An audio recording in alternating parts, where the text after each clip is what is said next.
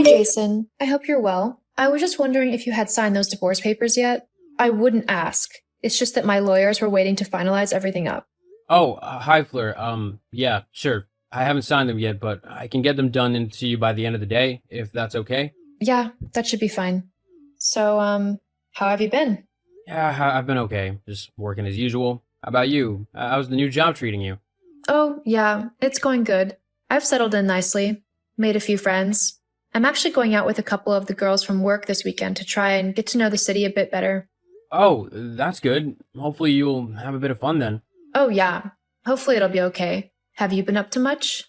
Oh yeah, I've just been getting stuck into work, really. It's been really busy lately. I've hardly got any chance to actually go home. I feel like I'm living at the office more than not. Yeah, I remember those days. Huh? What do you mean by that? I just mean that when we were together, you were at the office a lot. You hardly had any time to spend with me. That is kind of why we split up. Well, I guess, but I wasn't the only one who caused us to break up. It took two people to split this relationship up. What are you on about? I didn't do anything. Oh, please, you were constantly nagging me and telling me to do everything under the sun that you could think of in the house. You also moaned at me about how much I was working, and I know that it was a lot, but it was the only way to afford the house we were living in and the lifestyle we were living as well. Yeah, well, I guess you're sort of right. But I mean, you were the one who was mainly at work or something. Although, I guess my new job opportunity didn't help things. Yeah, that had you out of the house a lot more once you had decided that you were going to take it. I'm happy for you, but it was the final nail in the coffin for us. Do you really think that was what did it? Well, I don't think it helped any, Well, I guess not. but as long as you're enjoying yourself, that's okay. Some couples just aren't meant to last. Yeah, I guess. Though it probably didn't help that you started seeing that guy at your work. Excuse you? I didn't start seeing anyone whilst we were together. Where on earth has this come from? Since when did you start accusing me of cheating on you? Oh, please, you can drop the act now. I know that you started seeing him near the end of our relationship. It was incredibly obvious. All that time you were spending at the office. Did you really think that you had me fooled? It wasn't a very good lie. I wasn't lying. I was at the office and I was working. I would never cheat on you. Or anyone I was with for that matter. I'm definitely not that kind of person. Then why were you spending so much time with him? Every other word out of your mouth at the time was how you and, what was his name again? George? His name was Joe.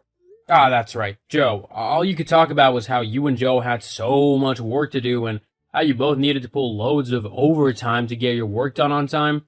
If there was ever a more blatant lie or poor cover-up, then that was it. No one spends that much time with someone, even if it's for work, if they don't like the person that they're with. Well, of course I liked him. Joe is my friend. We worked together for quite a few years as we both started at the same time. We helped each other through a lot of difficult times, both in our jobs and in our personal lives. In fact, I knew Joe before I'd even met you. Surely if I had wanted to be with him, I wouldn't have dated and married you, right? Well, not necessarily. He might not have been available at the time when we met, and then when he became single, that's when you decided to start your relationship with him. Regardless of if you were already married at the time or not. You really think that I would do something like that? You really think that I am that horrible? That I would just simply abandon you and betray you in such a horrible manner? Well, I guess it's good to know what you really think of me then. Well, you are the one who's trying to take me for everything I have in this divorce. I don't think a nice person would do something like that, do you? Leave the person they've been married to for the last 5 years with absolutely nothing, not even a penny to his name. I am not taking you for everything that you have. I personally don't want that much from you. Just a little bit of money to cover the cost of the house, considering you're the one who is staying in it despite us buying it together. That's all I'm asking for. A buyout from the house. You do realize that in this market, our house is upwards of $300,000, right? For me to pay you your half, I'm gonna have to sell the place anyway and move somewhere cheaper. I don't have $150,000 just lying around, you know? Effectively, you're kicking me out of my home, so thank you for that. Jason, I'm sorry if that's what happens, but I put money into that place as well. How is it fair for you to keep the house and I get nothing, despite me putting a load of money into it as well? And not just in the initial buying of it, but the bills and the interior decorating of it. Most of those furnishings and things that actually make the house look nice were bought by me. And yet, I'm not asking for those back. The most I want is the money that I am legally owed.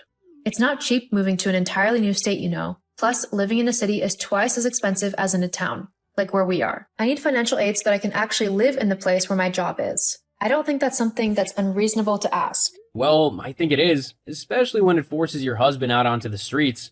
You won't end up on the streets. Even if you do have to sell the house, which isn't a necessity as you can remortgage it, you will still get $150,000, so you can either buy a new place or rent somewhere. And if you want to look around for a little bit, I know your mom will let you stay with her until you're ready to move somewhere else. So don't try and guilt trip me into not getting what I deserve when I have worked incredibly hard to get it in the first place. Whatever, I don't care anymore. I'll find a new place to live and I won't let you know where it is. I want nothing to do with you after this divorce is over and done for. I'll get the signed papers to you as soon as possible, then we can finally be rid of one another. Sounds good to me. Fine. Now, if you don't mind, I've got to get back to work. We can't all just do nothing all day and call it work. So, I can't waste any more time listening to you whine. Oh, please. The one whining about anything right now is you. Keep believing that if you want to, but we both know the truth here. Yeah, I think we do. Bye. Bye. Hey, Fleur? It's been a little while. Angela? Hi. Yeah, it has been a while. I don't think we've spoken since me and Jason first told everyone that we were getting a divorce. How come you're messaging me? Not that I mind you messaging me. I still think you're a lovely person, and what me and Jason are going through seriously has no impact on how I think of you and what I feel about you as a person. I'm kind of rambling. Are you okay? Is there a specific reason you messaged, or did you just want to talk? No, there was a reason. Jason was in a car accident. Huh? And he is critically injured. Hang on. What? How is that possible? I was literally just talking to him this afternoon. How on earth has this happened? Apparently, he was on his way home from work after staying a little later at the office to finish off some work. He was just driving his normal route home when someone ran a red light whilst he was crossing it and smacked right into the driver's side of his car. It was a really bad wreck. Firemen were called, and they had to cut him out of his car. He was then airlifted to the nearest hospital, where he's been in intensive care all night. He's recently stabilized, or so the doctors say, which is why I thought I'd let you know. I'd have messaged you earlier, but I didn't want to say anything when I didn't know myself what was happening for certain.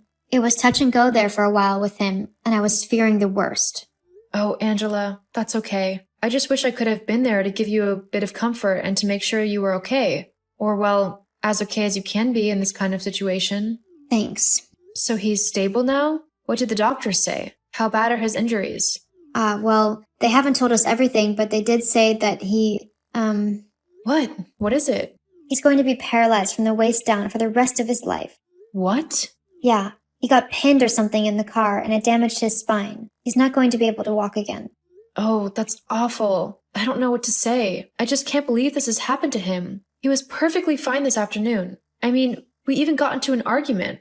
Oh no. I don't want my last words to him to be an argument. I've got to come and see him. But aren't you in a completely different state now? It'll take you ages to make it back. It doesn't matter. I'll get the next flight out back home. I've just got to come and see him. I can't just leave him on his own, especially not at a time like this. Well, okay then. But the doctors aren't actually letting people in to visit him yet, so you don't need to rush about too much. He's only just come out of intensive care, so they'll be monitoring him for a while yet, and I doubt anyone will be able to get in to see him until at least tomorrow. Well, just keep me posted. I'll let you know once I've managed to get a flight and I'm on my way, okay? Okay. Thank you, Fleur. No, thank you, Angela, for letting me know what's happened. I know it's not easy, what with me and Jason and the divorce, and you probably think the worst of me, but I can't tell you how thankful I am to you that you let me know what's happened. Well, I'll see you soon.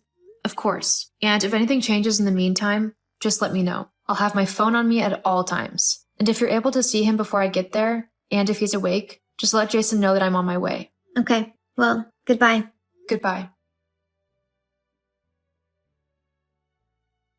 Hey, Fleur, how's the flight? Ugh, they've delayed the flight for 2 hours. So I was supposed to fly at 23:30, but now I've got to wait until 1:30. And that's if they don't decide to cancel the stupid thing. I swear, I might just drive to the hospital. It'd probably be quicker than waiting for this stupid flight. Well, it's okay. You'll get here when you get here. We don't want another accident to happen by you rushing too much. You're right. I'm just frustrated and worried. How is he doing? Actually, he's woken up. He's asked me to send you some messages on his behalf. He's awake? That's great. How is he feeling? He's a little groggy, but that's to be expected from all of the pain medication. He's been asking after you, though. You just tell him that I'll be there soon. but I'm trying my hardest to get to him and that he doesn't need to worry, as I'll be there within the next few hours. Okay, I'll let him know. Also, tell him that I'm sorry about the argument earlier today. I didn't want to get into a fight with him, and it all just got a little heated. I'll also apologize in person when I get to the hospital, but I just wanted him to know I was sorry. He says that he's sorry as well. He said some things that were totally out of line and that he doesn't believe in at all. It's okay. We both said things we didn't mean, like how I want him out of my life. I don't want to lose him. I love him. He says that he loves you too. God, tell him that I've missed him these last few months, that I absolutely hate my new job and the city that I'm living in. I just want to be back with him. That's all I want. Jason says that's all he wants as well. He's missed you too. Okay then, we'll sort it out. But for now, tell him to just rest. I'll be there soon and I won't ever leave him again. Never? Not unless he wants me to. I'm afraid he's going to be stuck with me. He says he likes the sound of that. And he doesn't need to worry about anything. We'll figure everything out in time. Paralyzed or not, I love him and I'm going to be with him. I've already started doing research into how to live with paralysis and all the different physio activities that he can do to maintain a healthy lifestyle. I've also looked into different ways for him to get about, like an electric mobility chair. That way he will still have his independence. It costs a little bit of money, but it's nothing that we can't figure out together. Anything to make his life easier for him. Also, I've already started looking for quotes on how much it'll take to make the house suitable for him. The downstairs bathroom and stuff like that. Fleur says to relax. You'll work it all out together when you get here. Also, isn't your flight soon? Make sure you don't miss it. Don't worry, I'm already at the gate. I will literally be the first one on that plane when it gets here. I can't wait to see Jason. He says he can't wait to see you either. I've got to go now, though. The nurse just told me that visiting hours are over, so I've got to leave. Okay, well, tell Jason I love him and that I'll see him at the next visitor's time. Okay? Okay. And Fleur? Yes, Angela? Thank you. We've all missed you. I've missed all of you as well. I'll see you soon. I promise. See you soon. I rushed over to Jason as soon as I could. Once I was in the hospital, I promised not to leave his side at all. Even when visiting hours were over, I would stay and sleep in the chair beside his bed. Sadly, the doctors were right in their prognosis that Jason would be paralyzed below the waist for the rest of his life. However, I did not let it stop me. The accident made me realize just how much I actually love Jason, and I couldn't fathom a life without him. Whilst we might still have our difficulties, we have begun to see a therapist together, and we are slowly but surely working out the kinks in our relationship so that we can be together happily. I have also taken up helping Jason adjust to his new life in a wheelchair. It's been difficult going, as it is a completely new way of life for him, but we are slowly making progress. We have also both quit our jobs and are looking at starting our own business together. That way we are actually able to spend more time together than apart. It's going to be a long journey, but there is no one else in this world that I would rather take this journey with than Jason. I realize that the best things in life are worth fighting for, and whilst it's easy to leave and split from someone, if you want a proper relationship in life, you need to work through the tough times together. And that's how you build trust and loyalty in one another and take your relationship to the next level.